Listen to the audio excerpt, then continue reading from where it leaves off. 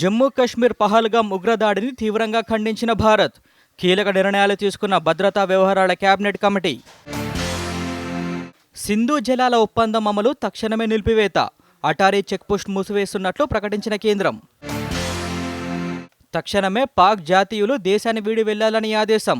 సూత్రధారులను ఎట్టి పరిస్థితుల్లో వదిలేది లేదన్న భారత్.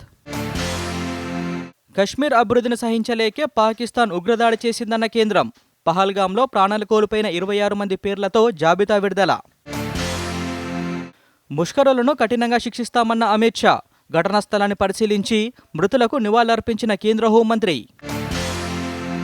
ఉగ్రదాడికి ప్రతీకారం తీర్చుకుంటామన్న రక్షణ మంత్రి. ప్రపంచం ఆశ్చర్యపోయేలా బదులు ఉంటుందని రాజ్నాథ్ సింగ్ హెచ్చరిక.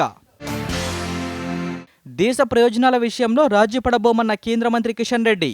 ఉగ్రవాదాన్ని వీడేంత వరకు పాకిస్తాన్పై సానుభూతి చూపించే ప్రసక్తే లేదని స్పష్టీకరణ. జపాన్ పర్యటన ముగించుకొని హైదరాబాద్ చేరుకున్న సీఎం రేవంత్ రెడ్డి.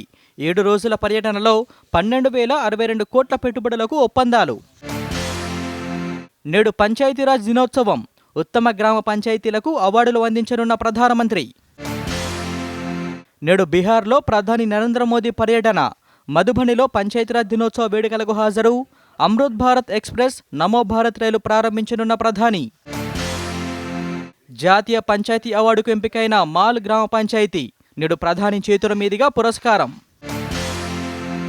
ఈ నెల 25 నుంచి 6 రోజుల పాటు కాంగ్రెస్ జిల్లా స్థాయి సమావేశాలు. పార్టీ ప్రక్షాళనకు మీనాక్షి నటరాజన్ దిశానిర్దేశం.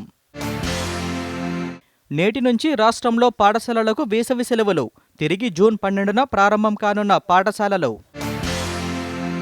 నేడు ఎస్ఎల్బీసీ సొరంగం నిపుణుల కమిటీ సమావేశం. హైదరాబాద్ జలసౌధలో నిపుణుల కమిటీ భేటీ. నేడు కేంద్రం జలసంఘం సాంకేతిక సలహా కమిటీ సమావేశం. సీతారామ ఎత్తిపోతల పథకం అనుమతులపై చర్చించనున్న కమిటీ.